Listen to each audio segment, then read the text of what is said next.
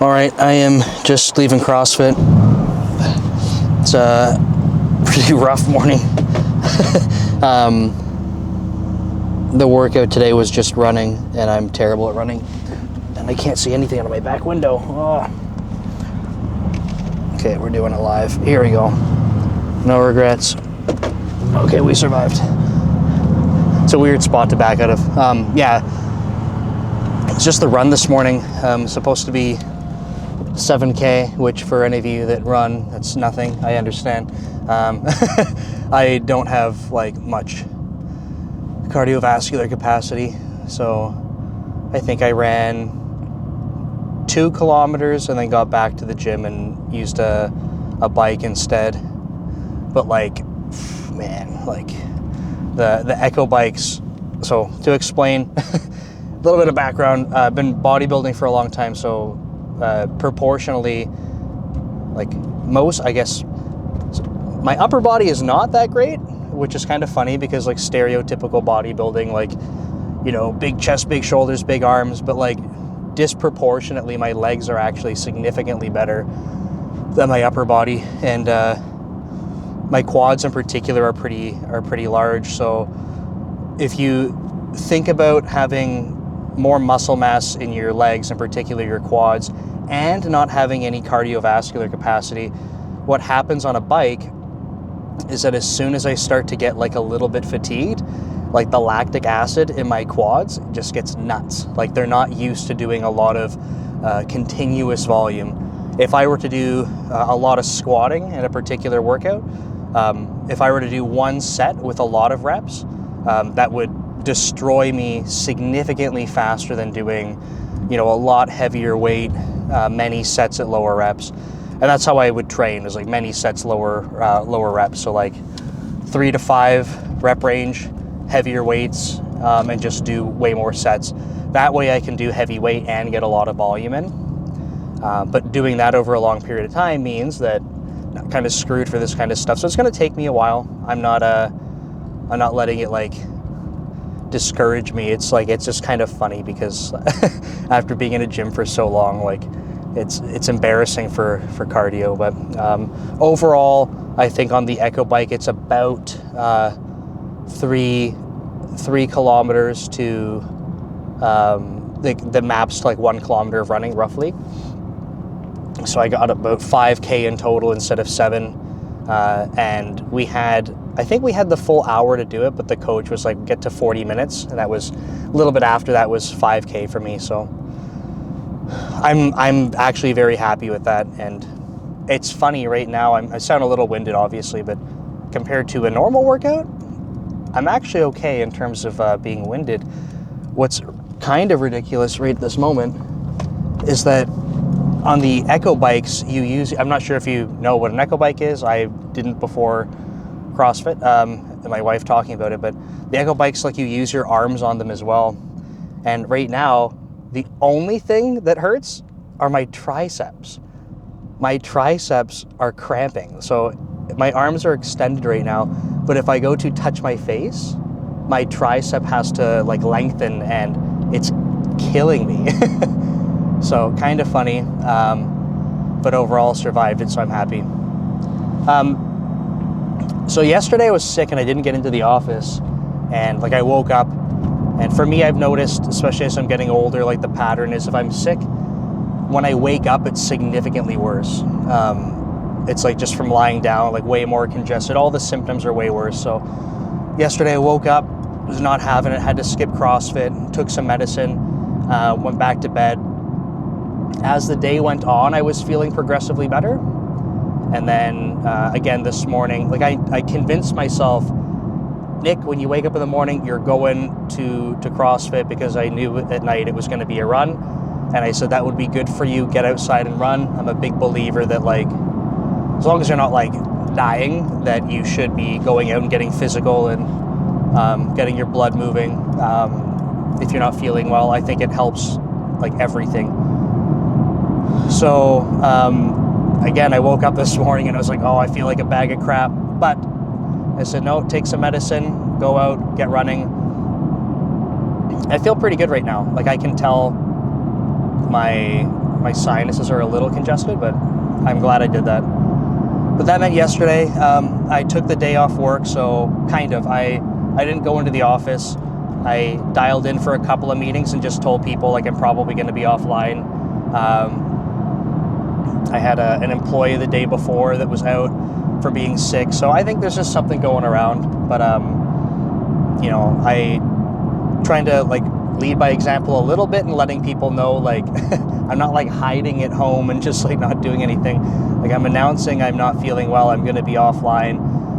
But the thing I don't do well for modeling is like I still want to, if I'm able to, dial into for one-on-ones if I can. If I had a couple other things I wanted to like call in for because I was able to, and I don't want to give people the impression that like I expect that of them. That's been something I've kind of had to battle with my whole career. But I feel like as a manager and just like my personality, like I want to be able to do that.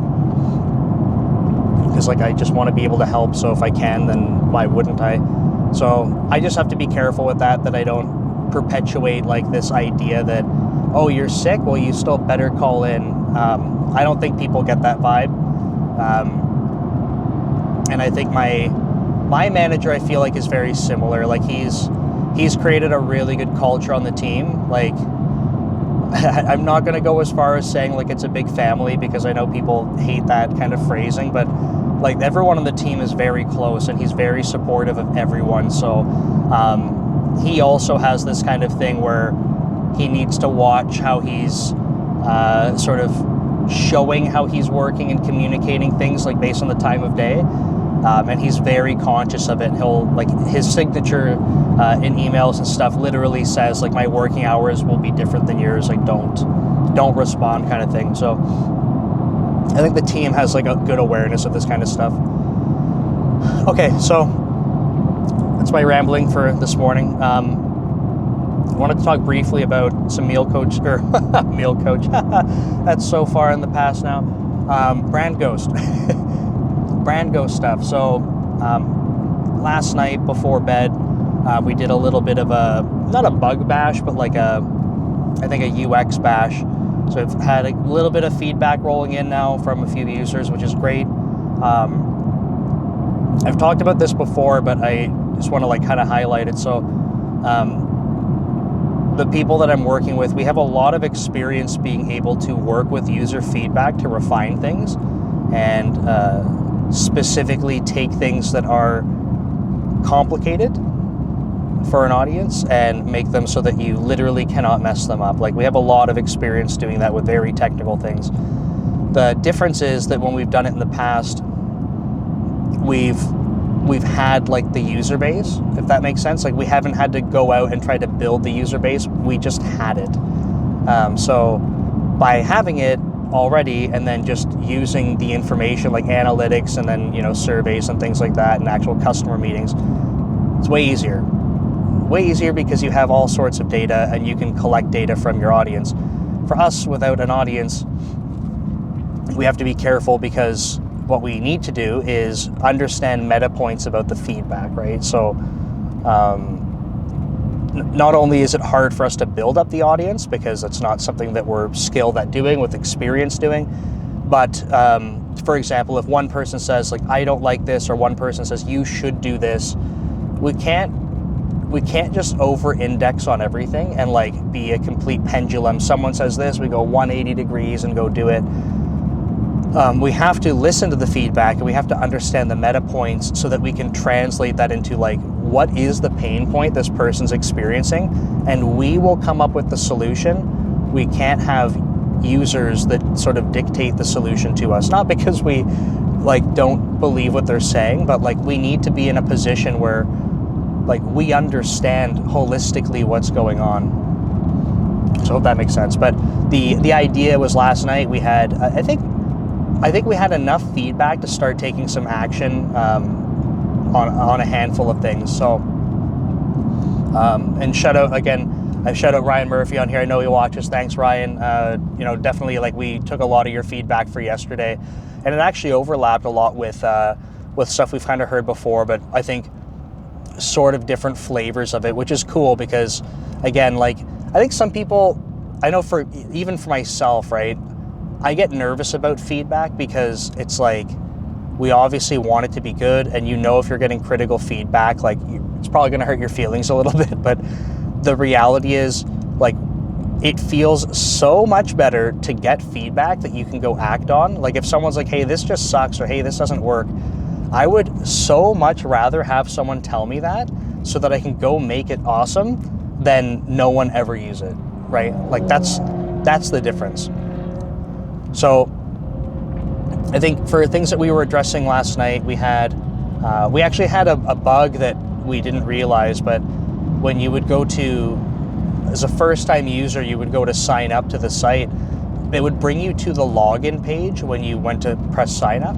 And that's actually a bug. Like, there's logic in the code that's supposed to bring you to a registration page instead of sign up, but something had regressed there.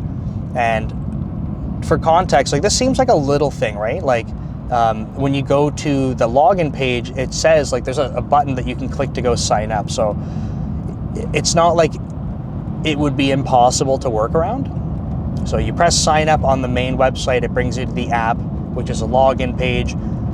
It's not supposed to do that, but that's what it was doing. And then there's a sign up button. Now, I'm not suggesting that that's what we should do, because that's actually a bug. But what's interesting, if we think about this from our goal right now, is to have users, right? So we need to make sure that we have our funnel of users, like, they can't possibly mess things up, right? It's so guided that they can't screw it up.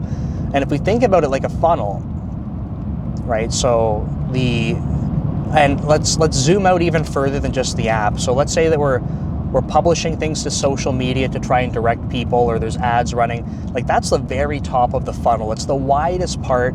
It's going to have the most reach. And then from there, the funnel keeps getting narrower until we have, like, the other end of the funnel is kind of like paying users that want to upgrade, okay? So that's like the extreme other end. As you go from the widest end, you go from the one end to the other, it goes very wide to very narrow.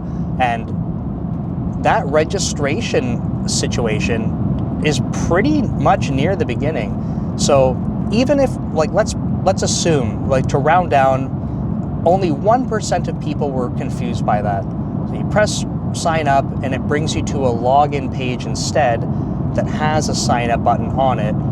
If only 1% of users were confused, and I think the number would be higher, if it's only 1%, that's early on in the funnel. That 1% can have a significant impact. So point I'm trying to make is that small issues near the beginning of the funnel make an enormous difference in terms of conversion. So that was really, like, even though it seemed like small, we looked into it right away, especially because we were like, that's weird, it shouldn't be doing that. So we fixed that up, which is really good feedback. The other thing, and I've talked about this on this vlog before, but we have an onboarding workflow. There are tons of police officers out right now. There was a state trooper that passed me. There were 2 other unmarked SUVs on the other side. And then I saw on the other side of the highway, there's some flashing lights, so they're coming for me. The onboarding workflow for us is huge because the way that you need to get set up is like it's a little bit unusual, and like that's already a sign that we need to do better work there. But when you're using other social media tools for content scheduling, what you would do is add your accounts, and then you just go to something that's like a calendar view or like a post view, and you say, I'm going to make a new post and pick a time. But that's not what we do, because we don't just do one-off posts. We need to basically have this, like, it's a cadence, if you will. So it's recurring content. Ideally, you have enough content that it doesn't repeat that often, but like a lot of big social media creators do this. It's not unusual, right? It's actually very common. So in order to set that up, you basically have to go configure the content that you want to post, and you have to configure the schedule, and you have to configure your accounts. Like, there's a little bit of work to do to get up and running. So number one, we need to make sure that that feels bulletproof, and that's why we talked about, or at least I mentioned on the vlog before, like we have this onboarding flow that we just really have to nail. Like people can't screw it up. So what we were talking about last night, and we still need to implement this, is like, number one, there was a bug because the onboarding flow wasn't showing up for some users. So Ryan was one example where he said, like, I don't know what to do when I log in. And I was like, well, the onboarding flow was supposed to do it, but he never got the onboarding flow. And there's been more than just him that's had this issue.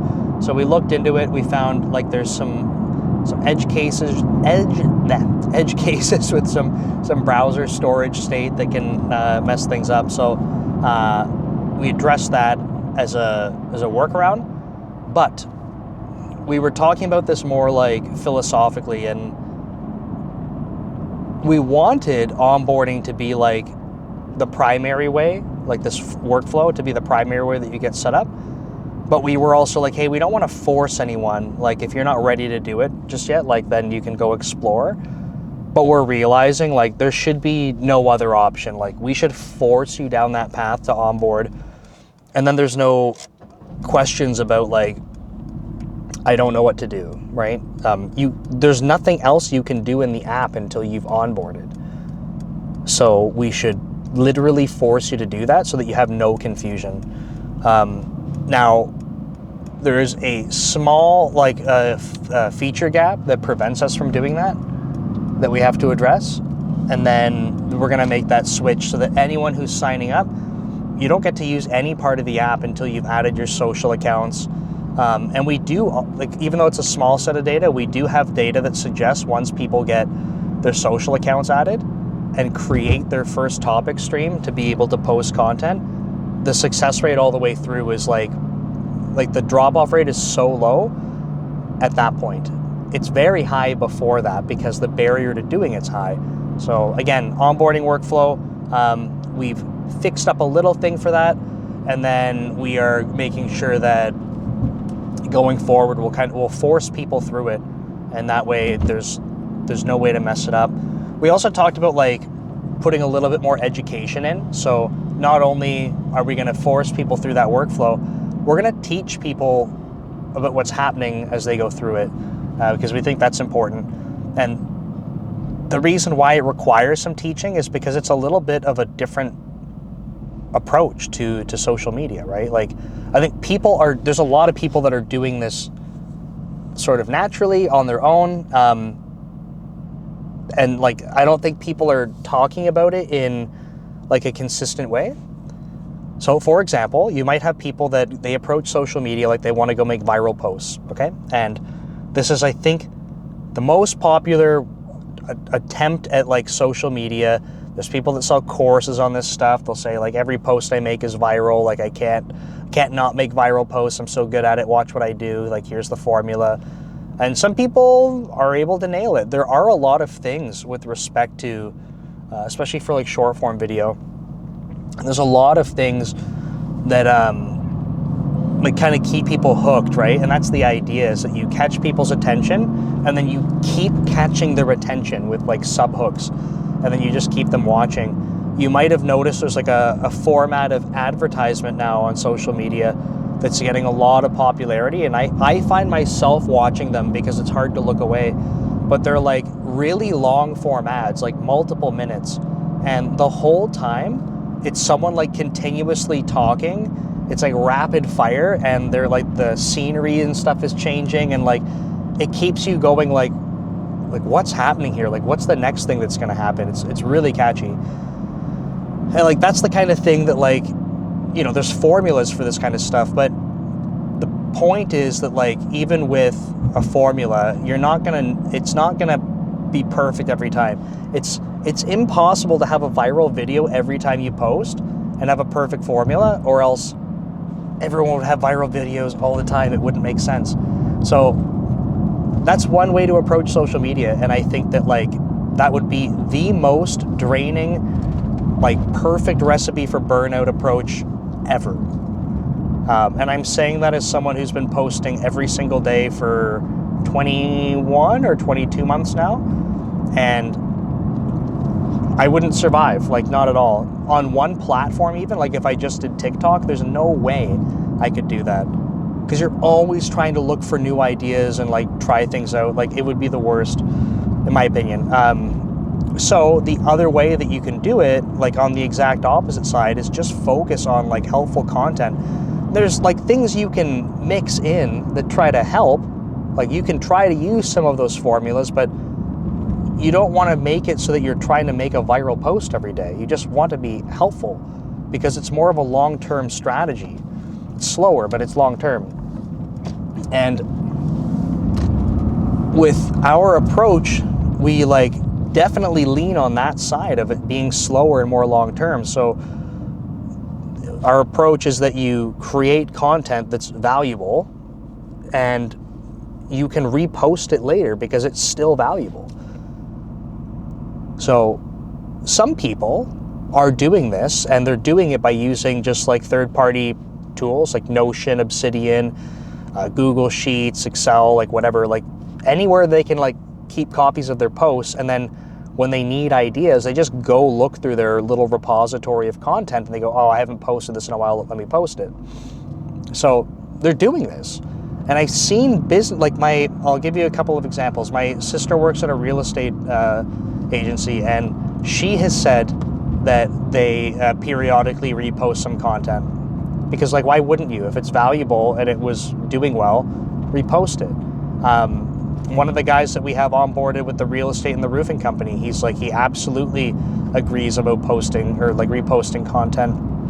I was reading through Reddit, and there was someone talking about like they are doing social media management for a lawn care company, and he was saying that he's reposting content.